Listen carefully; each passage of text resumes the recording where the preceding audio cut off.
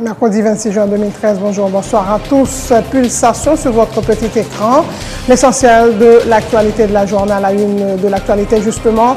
La Chambre des députés a décidé de surseoir à statuer sur le vote de la loi portant sur le blanchiment des capitaux et le financement du terrorisme. Le temps pour les parlementaires de s'entendre sur la définition du terrorisme suivant le contexte haïtien, a indiqué le président de la Chambre basse. Les députés prendront le temps qu'il faut pour ratifier le texte, prévient Jean Tolbert Alexis.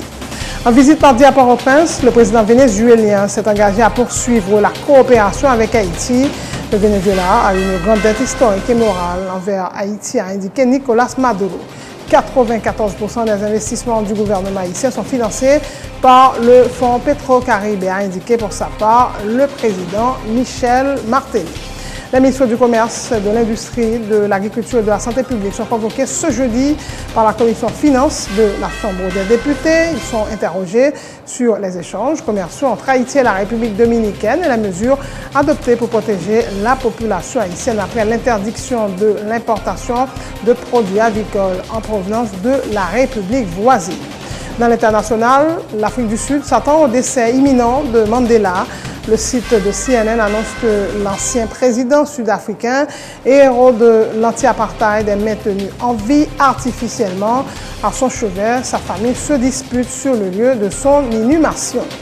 L'actualité sportive, grâce à un but de Paulinho à la 86e minute. Le Brésil a battu l'Uruguay 2-1 ce mercredi et Compostelle le premier billet pour la finale de la Coupe des Confédérations sur cette terre. Double tenant du titre, la Seleção sera opposée à l'Espagne, l'Italie qui s'affrontent ce jeudi. Et coup de tonnerre, ce mercredi à Wimbledon, le tenant du titre, le Suisse Roger Federer, a été éliminé au deuxième tour par l'Ukrainien Sergei Stakhovski, 116e mondial. Voilà, mesdames et messieurs, pour le menu du journal.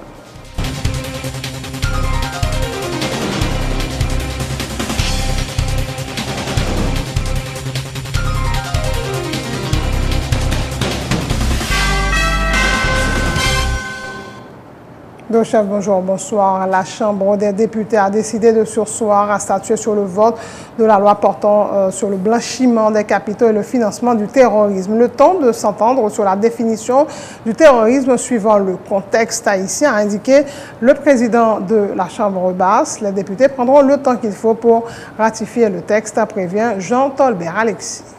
La Chambre des députés est en train d'examiner la loi sur le blanchiment et financement du terrorisme, mais nous buter sur des obstacles majeurs, profonds et juridiques que nous ne sommes pas capables de surmonter. Qui ça est? Dans la loi, il y a un ensemble de conventions, parce que si on parle de terrorisme, il faut définir qui ça lié. Tout pays, chaque pays, mettez d'accord que pas une définition conventionnelle de terrorisme. Donc ce qui fait que nous autres, notre assemblée doit définir ce terrorisme. L'article 4 il fait référence à un ensemble de conventions. 5 conventions internationales qui définissent le terrorisme. L'ENAL fait recherche, un tableau qui est fixé pour ça, par exemple, Convention internationale pour la répression du financement du terrorisme, a été adhéré le 3 janvier 2010, elle est entrée en vigueur le 12 février 2010, mais elle peut pas ratifier. Ça veut dire, toute visa considérant ça, on va retirer dans la loi, parce que l'article 4 c'est pivot loi, il y a 3 pages. C'est lui-même qui parlait de répression d'actes terrorisme. Si il y a acte terrorisme, il faut qu'on qui ça terrorisme est. Ou pas capable de voter en loi, il y a ça acte terrorisme, mais pas de qui ça terrorisme est lui-même méthodologiquement pas normal. Nous sommes une assemblée, nous avons ri nous tout. 3 heures de temps et demi sur un seul article et nous découvrons faiblesse à gain dans la loi. Donc nous venons de surseoir momentanément à l'examen de cette loi afin de permettre justement pour être capable de ranger encore tout visa considéré, tout ça au métier pas ça pour être capable de retirer et pour être capable de définir le terrorisme selon le droit. Selon droit pas nous, selon réalité pas nous. Il y a des menaces de sanctions qui sont sur Haïti automatiquement pas ratifier le texte. Je dis, on est capable de dire Haïti prend route ça là. Je ne peux pas dire ça, je ne sais pas. Ça, il revient au gouvernement de négocier une date et le gouvernement, je vais adresser une lettre au Premier ministre pour lui dire, pour lui indiquer ses observations. Parce que ça m'a découvert dans le texte, il faut que le gouvernement connaisse, il ne va pas avoir la presse seulement, et pas la population qu'on connaisse, il faut institutionnellement. on fait le part de lui pour le voir vraiment un bon problème, pour le voir que, au contraire, pour féliciter le Parlement, Chambre basse là, qui a fait travail. Et le président du PRI, parlementaire pour le renforcement institutionnel, justifie la décision de la Chambre basse. Si l'exécutif voulait la ratification du texte, il aurait soumis au Parlement la Convention internationale sur la répression du financement du terrorisme, souligne Sadrak Dieudonné. C'est une proposition de loi et à controverse, c'est une proposition de loi qui est complexe et chaque fois dans tout pays il y a parlé de terrorisme, et bien ça a toujours soulevé vraiment un pile controverse. Dans le texte par nous là, nous constatons qu'il y a visé un ensemble de conventions. Or, toute convention ça peut ratifier par Haïti. On n'est pas capable de viser nos textes des conventions qui peuvent même ratifier par Haïti. Or, pour définir acte terroriste, il y a référé nous à des conventions et dans la convention, c'est seulement 2 qui ratifiés par Haïti. Il y a l'autre que Haïti a adhéré à la convention, mais il faut même soumettre au Parlement pour être ratifié. Donc tout ça fait nous obliger à montrer nous plus vigilants, nous plus prudents avec le texte là. Nous dit, nous voulons voter, mais il faut que nous vraiment prendre temps pour nous capables de bailler à la nation un texte de loi qui pas entraver liberté individuelle, qui pas entraver bonne marche et pays. En plus de ça, il y a une convention, c'est une convention internationale pour la répression du financement du terrorisme. Si il y a une convention internationale pour la répression du financement du terrorisme, pour qui ça nous besoin voter en loi sanctionnant le financement du terrorisme. En convention ça, c'est une convention de 1999. L'exécutif n'a pas même soumettre à Parlement pour les ratifier. C'est pour soumettre à l'Assemblée nationale là pour les capable ratifier. Donc si l'exécutif là, gouvernement, tout bon vrai, li voulait pour loi passer, pour qui ça, convention ça, pour que chambre soumette à l'Assemblée nationale pour les capable ratifier. Au contraire, il y a après le gouvernement ça, son gouvernement qui est composé d'une bande d'incompétents qui ne connaissent pas qui ça a fait. Parce que il y a la Convention internationale pour la répression du financement du terrorisme, eh bien, il n'y a pas jamais soumettre à Parlement.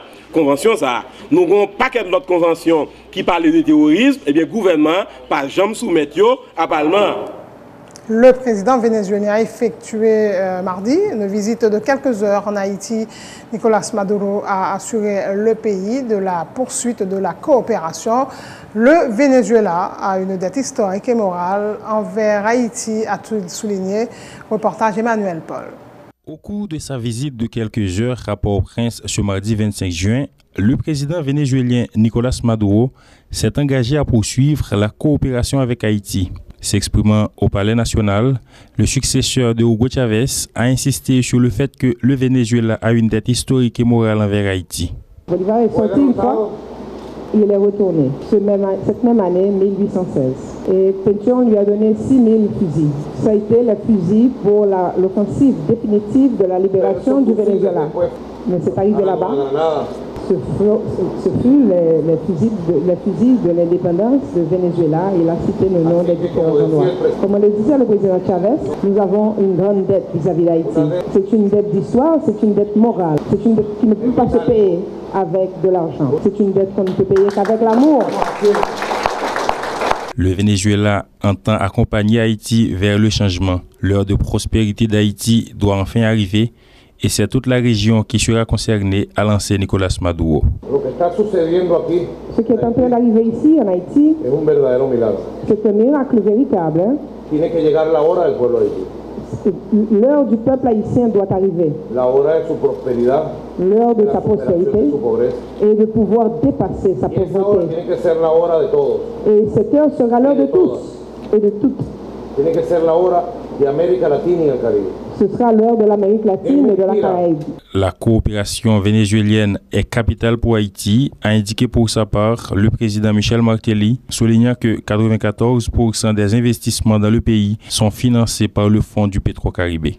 J'aimerais simplement dire fort et haut que les fonds Petro-Caribé représentent 94% de nos fonds d'investissement. Ça veut dire que la majorité de ce qui se fait actuellement en Haïti est fait avec les fonds de Petro-Caribé. Heureusement qu'il nous dit toujours, le président, que plus plus que le Venezuela, l'Amérique latine a des dettes envers Haïti. Et c'est toute la Caraïbe qui serait déstabilisée si l'ancien président Hugo Chavez n'avait pas mis en place ce programme, a renchéri le président Maduro et égratigné au passage les capitalistes. Seul Chavez aurait pu trouver cette formule magique du Petrocaribe. On le disait dans la réunion privée. Si ce n'était pas pour le fonds Petrocaribe, de l'an 2005 jusqu'à aujourd'hui, todo el Caribe estuviera desestabilizado económica, energética y socialmente. Toute la Caraïbe serait déstabilisée économiquement, socialement, énergétiquement. Pour cette première visite officielle en Haïti, le président vénézuélien était accompagné de son épouse Cilia Flores et plusieurs ministres de son gouvernement. Nicolás Maduro, qui a circulé à pied au Champ de Mars aux côtés de son homologue haïtien, a déposé des fleurs au pied des statues d'Alexandre Pétion, du Maron inconnu, et a visité le musée du Panthéon national. Le président de la Chambre des députés exprime ses préoccupations par rapport à l'utilisation du fonds Petrocaribe. Personne n'est en mesure de dire avec exactitude le montant de la dette d'Haïti au Venezuela. Dans le cadre de ce programme, déplore Jean-Tolbert Alexis, le parlementaire, dit attendre la réponse du ministre des Finances à la correspondance qui lui avait été adressée pour faire le point sur le programme Petrocaribe. Ces fonds ne devaient pas être utilisés pour le financement d'une série de petits projets, comme c'est le cas actuellement, a dit le président de la Chambre des députés. Le Parlement n'a pas été invité à recevoir le président du Venezuela. J'avais écrit une lettre au ministre des Finances qui est encore en souffrance.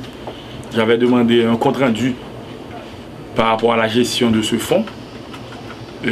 J'attends toujours ce rapport par rapport au Petrocaribe.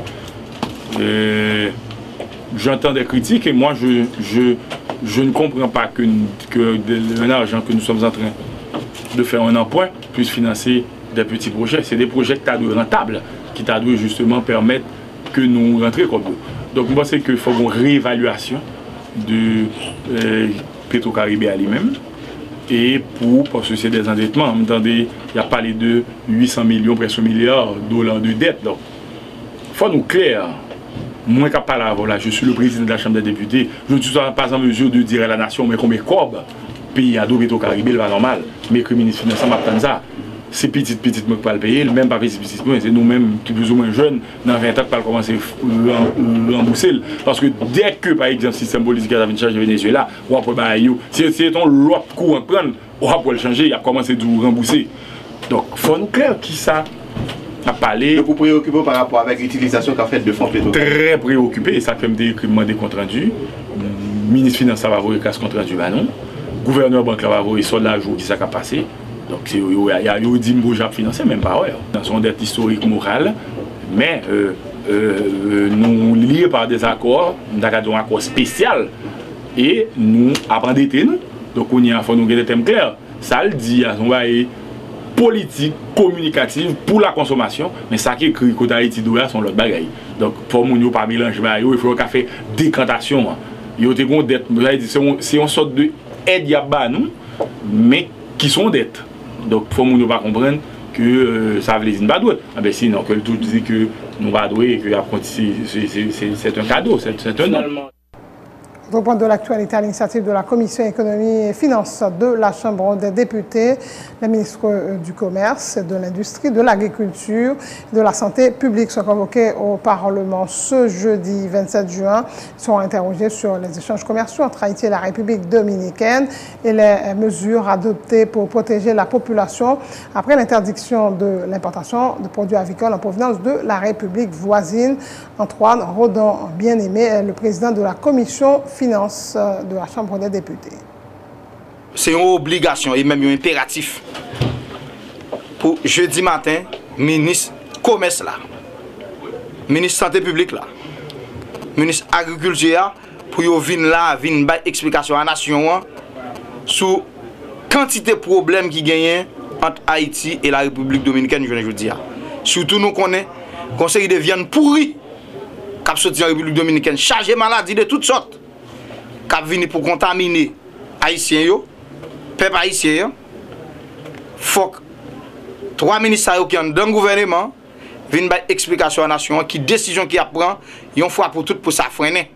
D'ailleurs, gagner décision qui demande le ministre commerce pour le prendre depuis 6 mois de cela. Surtout dans fait avec ciment qui a sorti en République Dominicaine, qui vient en Haïti sans condition. Surtout les gens qui diamètre fait ça yo. Ça va pour faire des miens, il pas même fait 3/8e. Ça va pour faire 3/8e, il pas même fait 4. Alors que ils rentrent dans le pays, nous pas dans quelles conditions, il faut une explication et notamment des mesures, nous au lieu que mesures pour moi, c'est vanne couvert. Ça veut dire qu'en pile explication pour nous parce que nous venons Haïti vient marché qui est plus important pour la République Dominicaine alors que yo sans respect pour nous. Et nous demandons tous les collègues pour mobiliser pour venir dans la science non seulement pour nous faire injonction à ministre pour qu'il y ait des mesures qui prend et pour freiner un paquet de dérives qui gagne surtout dans la question commerce dans le pays. C'est la fin de ce journal. Le rappel des titres. La Chambre des députés a décidé de statuer sur le vote de la loi portant sur le blanchiment des capitaux et le financement du terrorisme. Le temps de s'entendre sur la définition du terrorisme suivant le contexte haïtien, a indiqué le président de la Chambre basse. Les députés prendront le temps qu'il faut pour ratifier le texte, prévient Jean Tolbert Alexis. En visite mardi à Port-au-Prince, le président vénézuélien s'est engagé à poursuivre la coopération avec Haïti. Le Venezuela a une grande dette historique et morale envers Haïti, a indiqué Nicolas Maduro. 94% des investissements du gouvernement haïtien sont financés par le Fonds Petro-Caribé, a indiqué pour sa part le président Michel Martelly. Les ministres du Commerce, de l'Industrie, de l'Agriculture et de la Santé publique sont convoqués ce jeudi par la Commission Finances de la Chambre des députés. Ils sont interrogés sur les échanges commerciaux entre Haïti et la République dominicaine et les mesures adoptées pour protéger la population haïtienne après l'interdiction de l'importation de produits avicoles en provenance de la République voisine. Dans l'international, l'Afrique du Sud s'attend au décès imminent de Nelson Mandela. Le site de CNN annonce que l'ancien président sud-africain, héros de l'anti-apartheid, est maintenu en vie artificiellement à son chevet. Sa famille se dispute sur le lieu de son inhumation. Grâce à un but de Paulinho à la 86e minute, le Brésil a battu l'Uruguay 2-1 et composté ce mercredi le premier billet pour la finale de la Coupe des Confédérations sur ses terres. Double tenante du titre, la Seleção sera opposée à l'Espagne ou l'Italie qui s'affrontent ce dimanche. Ce jeudi, la finale aura lieu dimanche. Coup de tonnerre ce mercredi à Wimbledon. Le tenant du titre, le Suisse Roger Federer, a été éliminé au deuxième tour par l'Ukrainien Sergei Stakhovski, le 116e joueur mondial. Merci de votre attention. Bonne suite de programme. C'était